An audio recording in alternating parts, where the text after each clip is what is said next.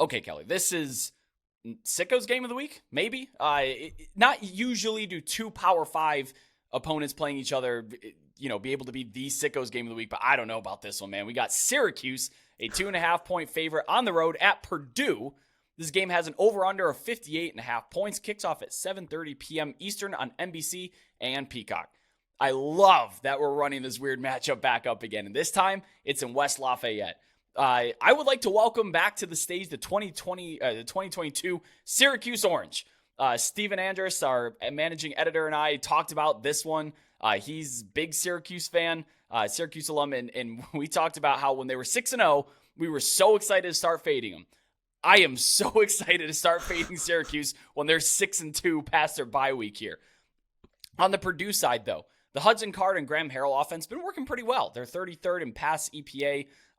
They're throwing the ball downfield, which is great to see. Hudson Card, I think he was a really nice get in the portal. Very talented quarterback who's able to kind of step in and fill for, everything that departed at Purdue this past offseason. The run game has been an issue, though. They're 101st in rushing success rate, but defensively against the run, they've been really good. Against Virginia Tech, who's not great, they held them to count 11 rush yards total in that game, which, like you mentioned earlier, was I think they said they had until midnight to finish this game out, and it ended up going on for 8 or 9 hours or whatever. But the Boilermakers have just been getting absolutely mashed through the air. They gave up 370 yards through the air to Fresno State, 275 to Grant Wells of Virginia Tech. I think my local varsity high school team wouldn't allow 275 yards through the air to Grant Wells of Virginia Tech at this stage right now. Syracuse, though, they've been looking really good. Like you said, pretty outstanding so far this year, but it's been against bad opponents. Colgate, Western Michigan, one of the worst FBS teams in the country here, but they've been super efficient through the air. I don't really know much about this team. They're not running a lot of tempo. They haven't really needed it. 10.2 yards per attempt, though, for Garrett Schrader. Pretty good. And I think they'll be able to continue to find success through the air on Saturday. I'll take that local varsity defense, Brett, but only if you're coaching them up. I only want you as the DC. That's the only way I'm doing it. The Big Ten primetime game on NBC, as you mentioned. I'll be writing about this one for thelines.com this week, as I do every week, talking about the Big Ten primetime game on NBC. Even though I'm a Purdue grad, this game is all about Syracuse for me. I have Syracuse minus 8.5 with a 72% win expectancy. I get what you're saying, and I know what they did in 2022. Bear with me here. Blowout wins against FCS Colgate and Western Michigan. The Orange's power rating is now up 7.8 points from the preseason. It's the third biggest upgrade behind only Colorado and Florida State nationally from preseason to current. Yeah. Their ranking has improved from number 48 to number 22. Their projected line against Clemson now in week 5, it's down to a pick 'em. And they're at home, but can you imagine? I'd have to go back and check to see what the preseason projected spread was for that game, which actually I can do, and I will after I get through this. But it's now down to a pick-em. That just goes to show, yes, Clemson has fallen, but that goes to show how much better the model is viewing Syracuse now than it was at the beginning of the year. Syracuse is outscoring its opponents by 11.9 points per game more than would be expected of the average top 25 team against their schedule. That's number 10 nationally. Projected regular season wins has improved from 6.7 to 8.6. They went from a 55% chance to win 7+ games to a 56% chance to win 9+ games. All of that said, this is the first time Syracuse has gone on the road this year, and it's a night game in Ross-Ade. It's not the most intimidating stadium in the country. I've been in there many times, but at night, behind a team that they're still excited about, it can be, and first-year head coach, they're going to want to support all that. It can be a difficult place to play.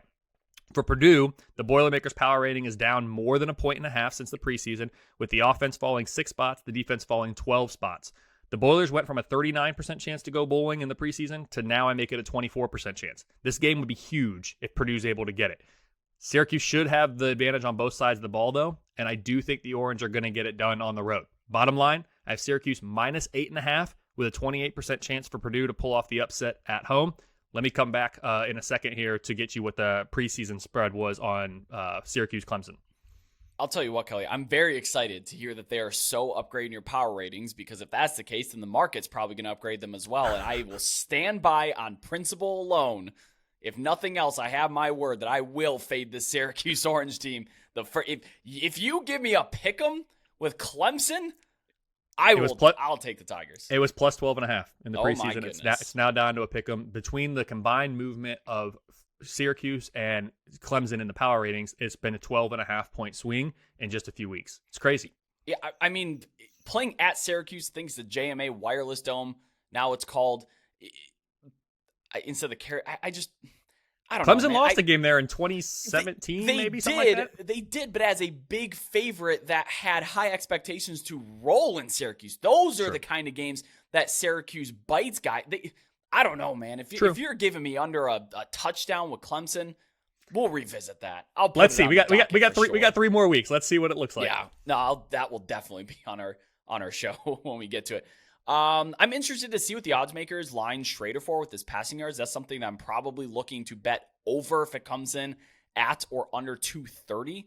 Don't know if we're going to get that, but it's on the road, so maybe. And to be quite honest, opening marks for props are oftentimes just flat out wrong.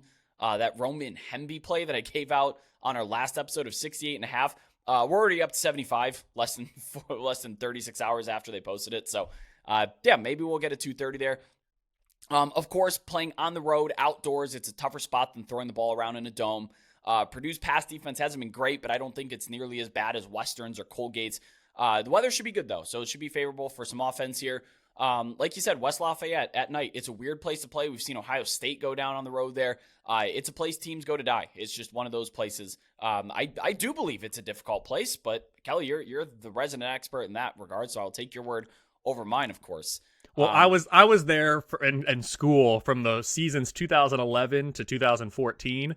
Those were not good Purdue years. So, like, my experience as a student, Daryl Hazel years, like, it was bad, right? So, take that with a grain of salt. It's gotten better since I left.